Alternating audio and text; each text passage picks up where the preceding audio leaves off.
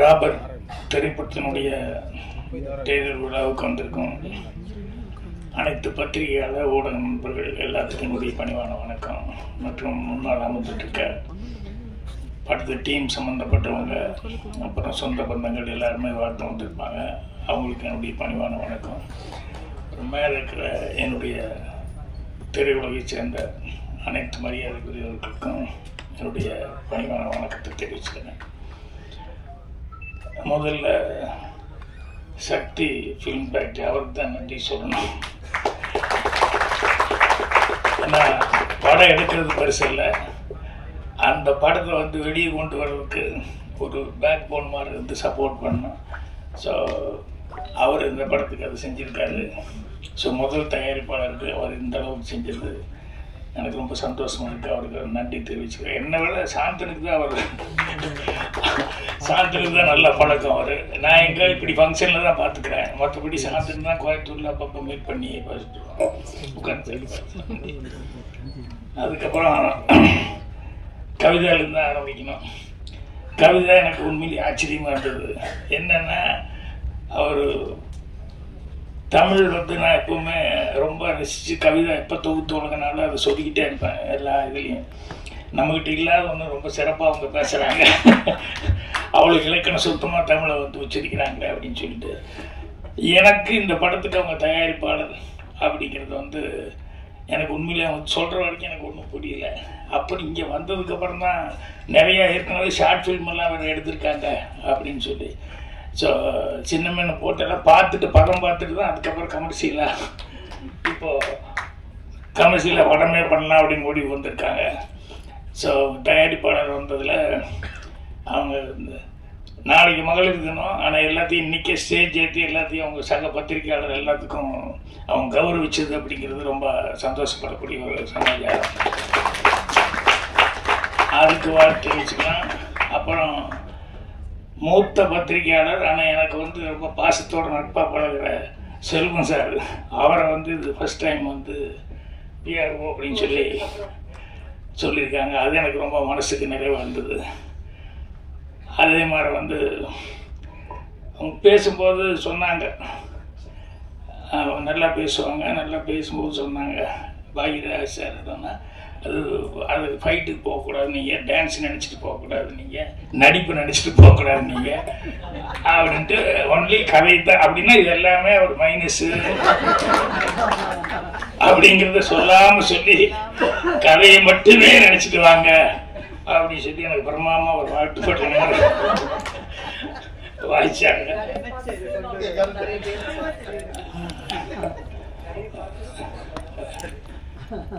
ரொம்ப சந்தோஷமாக இருந்தது அவங்க சொல்லும் போது.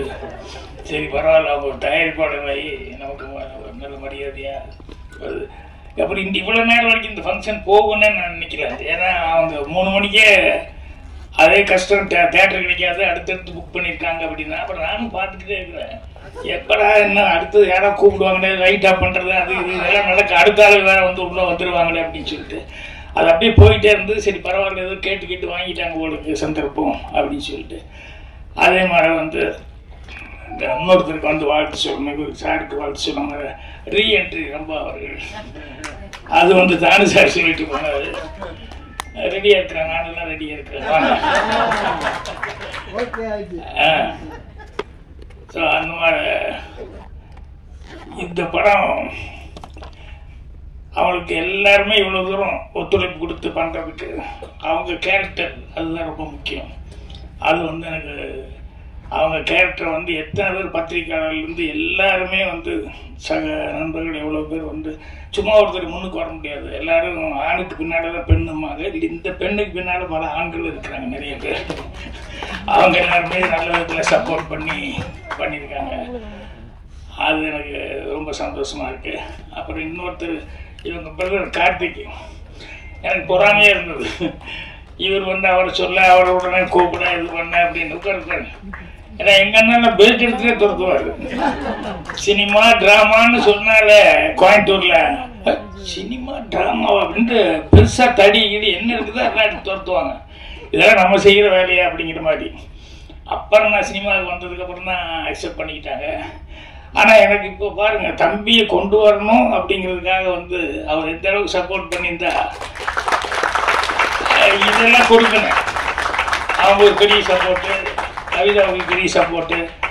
அப்புறம் அந்த மெட்ரோ படத்தில் நான் பார்த்தேன், அதில் கொஞ்சம் ஒரு ஒரு நல்ல ஃபோர்ஸான ஒரு கேரக்டராக வந்து பண்ணியிருப்பார். இங்கே பார்த்தா அதுக்கு சம்மந்தமே இல்லாமல் உட்காந்துருக்கேன். என்னை விட இன்னசென்ட்டாக உட்காந்துருக்கேன், எதுவுமே பேசாத அளவுக்கு சைலண்டாக. நான் வந்ததுலேருந்து அந்த படத்தில் நான் பார்த்ததே வேறு மாதிரி இருந்தது. இதனால இந்த படத்தில் இப்படி இருக்கு அப்படின்னு. ஸோ உங்களுக்கு உங்கள் பிரதர் சிஸ்டர் எல்லாமே கிடைச்சது உங்களுக்கு ஒரு பெரிய கொடுப்பினை.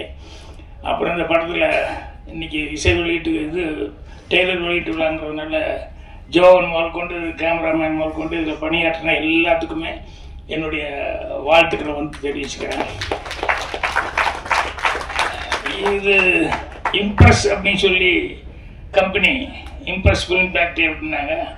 டைட்டில் ரொம்ப இம்ப்ரெஸ்ஸாக தான் இருக்குது. நல்லா ராபர் அப்படின்னு சொல்லி சொல்லக்கூடியது.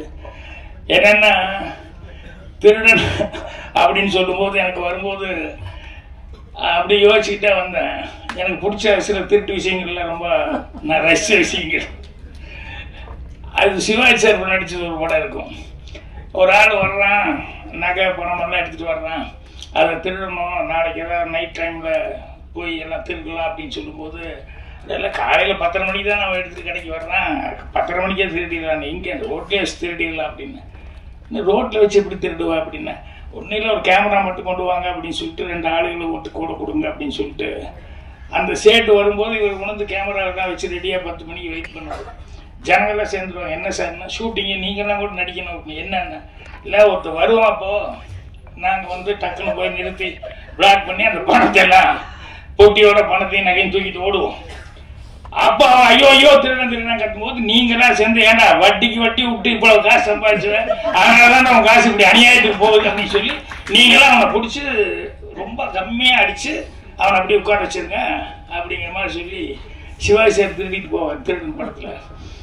நான் ரொம்ப ரஷ்ய சீனது புத்திசாலித்தனம் இருந்தது, அதே நேரத்தில் ப்ரெசன்ஸ் ஆஃப் மைண்ட் யூஸ் பண்ணி பண்ணுது. இதே மாதிரி ரியல் லைஃப்பில் கூட ஒன்று சொல்லுவாங்க. என்னென்னா இன்கம் டேக்ஸ் வந்து எல்லாருமே பேஜர் ஆகிடுவோம் இல்லையா, திடீர்னு வந்து நிற்கிறாங்க அப்படிங்கும்போது அது எம்ஆர்ஆர் வீட்டுக்கு ஒரு தடவை இன்கம் டேக்ஸ் ஆஃபீஸர் வந்துட்டாங்க.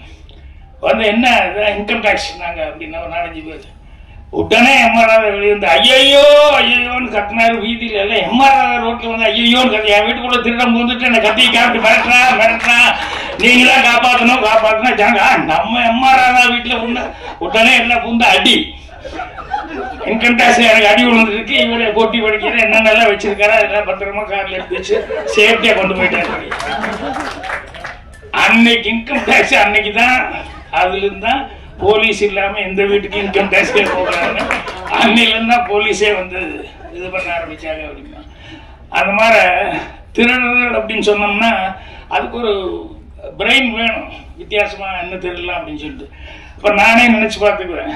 என்னென்னா இந்த முதல்ல திருடவன் வந்து அவன் கெட்டிக்கெடுத்தான், ஏன்னா எவ்வளோ சேஃப்டியாக வைக்க முடியுமோ எல்லாமே சேஃப்டியாக வச்சுருப்பாங்க. ஆனால் இவன் மைண்டு வந்து ரொம்ப பிரமாதமாக அதை யூஸ் பண்ணி எப்படா அதை திருடிட்டு போகிறது அப்படின்னு சொல்லிட்டு ரொம்ப பிளான் பண்ணி கரெக்டாக போய் இவன் வந்து அடிச்சுட்டு போயிடுவான். அப்புறம் போலீஸ்காரன் வருவான், அவன் வந்து எப்படி நின்று பார்ப்பான், எந்த வழியாக உள்ளே வந்திருக்க முடியும், எப்படி வந்திருக்கணும், ரேகையெல்லாம் போகிறதுக்கு முன்னாடியே அது பழக்கமானவனா இல்லை புதுசாக திருடணும்னா அப்படின்னு சொல்லி பார்த்துட்டு இவனை வந்து போலீஸ்காரன் வந்து கரெக்டாக அவன் ரூட்டை கண்டுபிடிச்சி இவன் போய் அரெஸ்ட் பண்ணுவான். ஸோ அது இதை விட பெரிய திருடுறவனை விட பிரெயினுங்கிறது வந்து போலீஸ்காரனுக்கு. அதுக்கப்புறம் இது கோர்ட்டுக்கு வரும், அது லாயர் கேட்டுக்குவார். கேட்டு என்னென்னா திருடினேன் அப்படின்னா ஓகே. அப்புறம் போலீஸ் இப்படி பிடிச்சாங்க, அது மாடல் கேஸ் ஏதோ ஒன்றில் பிடிச்சாங்க. உடனே அந்த லாயர் இவன் இப்படி திருடினா போலீஸ் இப்படி கேஸ் போட்டிருப்பான், இவன் இப்படி பண்ணியிருப்பான் அப்படி பண்ணிப்பான், ரெண்டையும் கேட்டுட்டு இப்படி நடக்கவே இல்லை அப்படின்னு சொல்லிட்டு அந்த கேஸையே உல்ட்டா பண்ணி விட்டுருவாங்க. சில நேரங்களில் அந்த லாயர் பண்ணுறது இருக்க இந்த திருட மூடையை விட போலீஸ்கார விட அவங்க இன்னும் கிரிமினல் மூடை. லாயர் தப்பாக நினச்சக்கூடாது, ஜெயிச்சுக்கிறதுக்காக சொல்லுவாங்க. என்னென்னா ஒருத்தர் திருடிட்டான், இது அறுவாள் வெட்டிட்டான்னு சொன்னோடனே கைப்பிடியாக பிடிச்சிட்டாங்க, அறுவாடெலாம் இருக்குது. அப்புறம் அவங்ககிட்ட போய் கேட்கும்போது வந்து எனக்கு எவ்வளோ பணம் கொடுக்குறீங்க அப்படின்னு லாயர் கேட்டார். அவர் 5 லட்சம் கொடுத்தா நீங்கள் கைப்பிடியாக பிடிச்சிட்டாங்க, இப்படி காப்பாற்றணும். நான் காப்பாற்றுறியா, நீ நானே காப்பாற்றிடுறேன், நான் வெடி கொண்டு தர்றேன், ஒரு 5 லட்சம் கொடுக்குறியா 10 லட்சம் கொடுக்குறியான்னு சொல்லி பேசிட்டாரு. அப்புறம் போனார். அடுத்த நாள் வந்து என்னென்னா கோர்ட்டில் வந்து கூப்பிட்டு இது மாதிரி அறுவாடு வெட்டின அறுவாடு பார்த்தவங்களாம் இருக்காங்க, வெட்டின அறுவாடு இருக்குது அப்படின்னு உடனே இந்த லாயர் அறுவாளுக்கு வெட்டின அறுவாடில் கத்தி இருக்காது, ரத்தம் இருக்குது, எல்லாம் ஓகே யுவர் ஆனர், அதை போய் அந்த அறுவாடை எடுத்துகிட்டு போய் கொஞ்ச நேரத்துலேயே இந்த ஃபாரன்சிக் மாதிரி ஆள் இருப்பாங்க இல்லையா, இந்த பிளட்டை செக் பண்ணி அதை முதல்ல செக் பண்ணிட்டு வர சொல்லுங்க. அதை போய் செக் பண்ணிட்டு வந்து அதை ஆட்டு ரத்தம் அப்படின்ட்டாங்க. என்னன்னா இவர் முதல் நாளே போலீஸில் போய் ஆளை பிடிச்சி அவனுக்கு ஒரு 1 லட்ச ரூபாய் கொடுத்து அந்த அறுவாடை வாங்கிட்டு வந்து அதை போய் க்ளீன் பண்ணி நல்லா இப்படி கரெக்ட் பண்ணிவிட்டு ஆட்டு ரத்தத்தை எடுத்து அதில் பூசிட்டு கொண்டு வந்து சத்தம்லாம் மறுபடியும் உள்ள வைக்க சொல்லிட்டாரு. ஸோ லாயருடைய புத்திசாலித்தனம் எப்படிங்கிறது பாருங்க. அது எப்படி எடுத்துக்கலாம், கிரிமினல் மைண்டு எடுத்துக்கலாம், புத்திசாலித்தனமான மைண்டுன்னு எடுத்துக்கலாம். ஆனால் இது போலீஸ் திருடன் தாண்டினது போலீஸுடைய மைண்டு, போலீஸை தாண்டி லாயருடைய ஒரு மைண்டு. இது எல்லாத்தோட மோசமான ஒரு மைண்டு இருக்கு, ரொம்ப கிரிமினலான மைண்டு. அவங்க யாருன்னா ரைட்டர், நம்ம அனந்த கிருஷ்ணன் மாதிரி என்ன மாதிரி. என்ன அப்படின்னா இது எல்லாத்தையும் கிரியேட் பண்றது யாரு? ஒரு கதைக்கு வேணும்னா திருடன் நம்ம தான் கிரியேட் பண்ணணும். அதை எப்படி போலீஸ்காரன் கண்டுபிடிக்கிறான் அப்படிங்கிறதையும் நம்ம தான் கிரியேட் பண்ணணும். லாயர் கேரக்டர் வந்ததுனால அதை உடைக்கிறதுக்கு லாயருக்கு உண்டான மூளை, அதுக்கு உண்டான டைலாக் அதெல்லாம் போடுறதும் நம்ம தான் பண்ணணும். இத்தனையும் பண்ணி அதுக்கப்புறமா தான் வந்து ரைட்டருங்கிறவங்க வந்து பேர் வாங்க முடியும். ஸோ சினிமாவில் வந்து ரைட்டர் அப்படின்னு சொல்லும்போது அனந்த கிருஷ்ணன் அவர்கள் அந்த ஃபஸ்ட்டு படம் நான் அதை பார்த்தேன். அதில் வந்து அந்த கிரைம் நான் எடுக்கிற படம் வேறு, நான் பார்க்குற படம் வேறு. என் லைப்ரரிக்காரன் சொல்லுவான் பூர்ணிமா கிட்ட, எங்கள் சம்மந்தமே இல்லை சார், எப்போ பாரு கத்தி துப்பாக்கி இது இருக்கிற படமாக எடுத்துகிட்டு போகிறாரு, நான் அவர் எடுக்கிற படத்தில் அதெல்லாம் வர்றதே இல்லையே அப்படின்ட்டு. எனக்கு சினிமா பார்க்குறதுனா ஃபைட்டு கீட்டு இதெல்லாம் இருந்தது தான் எனக்கு பிடிக்கும். ஸோ அந்த மாதிரி நான் படம் பார்க்குறேன். ஆனால் இவர் அனந்த கிருஷ்ணன் அந்த ஃபஸ்ட்டு படம் செய்யும்போது பார்த்தா அதில் வந்து பிளானிங்கு அதெல்லாம் பண்ணுறது, அதை எப்படி கண்டுபிடிக்கிறாங்க அப்படிங்கிறதெல்லாம் வந்து ரொம்ப அழகாக பண்ணியிருந்தாரு. இப்போ சினிமாவில் வந்து ஒரே ஒரு விஷயந்தான், ஒன்று ஏதாவது புதுசாக ஒரு விஷயம் சொல்லணும், இல்லைன்னா சொல்கிற விஷயம் வந்து சொல்கிற விதம் இருக்குல்ல அது புதுசாக இருக்கணும். இந்த ரெண்டில் ஏதாவது ஒன்று இருக்கணும். இதை விட்டு வேற ஒன்றும் பண்ணவே முடியாது. ஸோ புதுசாக கிடைக்கலன்னா கூட சொல்கிற விதம் வந்து புதுசாக இருக்கிற மாதிரி பார்த்துக்கணும். ஸோ அவர் இந்த மெட்ரோ படத்தில் வந்து அவருடைய அந்த ஸ்கிரிப்டில் வந்து அவன் எப்படி திருடுறான், அதை எப்படி ஃபாலோ பண்ணுறாங்க, எப்படி பிடிக்கிறாங்க அப்படிங்கிறது. அப்புறம் அதுக்கு நடுவுலேயே லாஸ்ட் அந்த சென்டிமெண்ட் வந்து வச்சுருந்தாங்க, இந்த மதர் இந்த சென்டிமெண்ட் வச்சு, அப்புறம் பிரதருக்கும் அவருக்கும் இருக்கக்கூடிய அந்த இது. ஸோ என்னென்ன எமோஷன் கொண்டு வர முடியுமோ அனந்த கிருஷ்ணன் அவர்கள் ரொம்ப அழகாக அதை பண்ணியிருந்தாரு. நான் ஃபோன் பண்ணி பேசினேன்னு நினைக்கிறேன், இல்லை ஆமாம் ஆளு இப்போ தான் பார்க்குறேன் நான். ஆனால் படம் பார்த்துட்டு ரொம்ப நல்லா இருக்குது அப்படின்னு சொல்லிட்டு அப்போவே நான் ஃபோன் பண்ணி பேசினேன். ஸோ இதில் வந்து இப்போ ராபர் அப்படின்னு சொல்லி டைட்டில் வச்சுருக்காருங்க போது நிச்சயமாக நிறையா ராபர் சம்மந்தப்பட்ட விஷயங்கள்ல அதில் என்னென்னா சுவாரஸ்யம் வந்து அதிகமாக இருக்கும். ஏன்னா இந்த திருடுறவன் எப்படி திருடுறான் அப்படிங்கிறது, போலீஸ்காரன் எப்படி போய் பிடிக்கிறான் அப்படிங்கிறது எல்லாமே அது மூளைக்கு வந்து வேலை கொடுக்குற மாதிரி அந்த க்ரைமில் வந்து எதுவுமே நல்லா இருக்கும். ஸோ இந்த படம் ராபர் அப்படின்னு சொல்லி இந்த டைட்டில் வந்து ஒன்றுமே எனக்கு ஸ்கிரிப்ட் வந்து வித்தியாசமாக பண்ணியிருப்பார் அப்படின்ட்டு. அதுக்கப்புறம் அனந்த கிருஷ்ணனுக்கு ஸ்பெஷலாக ஒரு நன்றி சொல்லணும். என்னன்னா அவருடைய அசிஸ்டண்ட்டுக்கு படம் கொடுத்து இந்த படத்தை டைரக்ட் பண்ணி வச்சிருக்காரு. அது பெரும்பாலும் அப்படிலாம் நடக்கிறது கொஞ்சம் கஷ்டமாக இருக்கும், அந்த மாதிரிலாம் நடக்காது. ஆனால் அவர் வந்து உதவியாளருக்காக வந்து ஒரு படம் பண்ணணும்னு சொல்லி அதை வந்து ஓகே அப்படின்னு சொல்லி கவிதா அவர்களும் அக்செப்ட் பண்ணிக்கிட்டு அவங்க வந்து படம் ப்ரொடியூஸ் பண்ணது அப்படிங்கிறது வந்து அதான் அந்த அண்டர்ஸ்டாண்டிங் அப்படிங்கிறது வந்து அவர் எந்த அளவுக்கு விட்டு சின்சியராக ஒர்க் பண்ணிட்டு இவர் இந்த அளவுக்கு அவருக்கு ஒரு வாய்ப்பு கொடுத்துருப்பார் அப்படிங்கும்போது அது மனசுக்கு சந்தோஷமாக இருக்குது. இது வந்து ஒரு ஆரோக்கியமான விஷயம் சினிமாவில். இப்போ நானே வந்து பார்த்திபன் தான் நான் தான் பூஜை போட்டேன் ஃபஸ்ட்டு. அப்புறம் வேறு சில காரணங்கள்னால படம் வந்து செய்ய முடியாமல் போச்சு. அப்புறம் பார்த்திபனுக்கு அப்புறம் பாண்டியராஜனே என்னோடய பேனரில் வந்து அவனும் நானே ஸ்கிரிப்ட் எழுதி கொடுத்தேன். ஒரு 2-3 படம் பார்த்திபன், தாய் குடும்பமே கபடி இதெல்லாம் வந்து எப்போ சும்மா இருக்கும்போது யோசிச்சு வைப்போம். அப்புறம் கொஞ்சம் தள்ளி வந்துருச்சுன்னு வச்சுக்கோங்களேன், இனி போய் நம்ம லவ் பண்ணிட்டு இருந்தால் நல்லா இருக்காது, இந்த ஒரு ஏஜ் தாண்டியாச்சுன்னா இப்போவும் போய் லவ்னு சொல்லிட்டு தான் நல்லா இருக்காது அப்படின்னு சொல்லும்போது, அப்போ பாண்டியராஜன் இவங்கெல்லாம் வரும்போது சரி இந்த கதை நீ பண்ணுறா இது நல்லா வரும் அப்படிங்கிற மாதிரி சொல்லிடுவோம். ஸோ அந்த மாதிரி அசிஸ்டண்ட்டுக்குள்ளே ஒரு நல்ல அண்டர்ஸ்டாண்டிங் அப்படிங்கிறது வந்து இருக்கணும் டைரக்டருக்கு அசிஸ்டண்ட்டுக்குள்ளே. ஸோ இந்த ஸ்கிரிப்டை பொறுத்த வரைக்கும் அவர் வந்து தன்னுடைய அசிஸ்டண்ட்டுக்காக வந்து ஒரு படத்தை பண்ணி அவரே வந்து சான்ஸ் கொடுத்து மட்டும் இல்லாமல் அவரே ப்ரொடியூஸ் பண்ணியிருக்காங்க போது எந்த அளவுக்கு அவர் நம்பிக்கை வச்சிருக்காரு அப்படிங்கிறது ரொம்ப ரொம்ப சந்தோஷமாக இருக்கும்.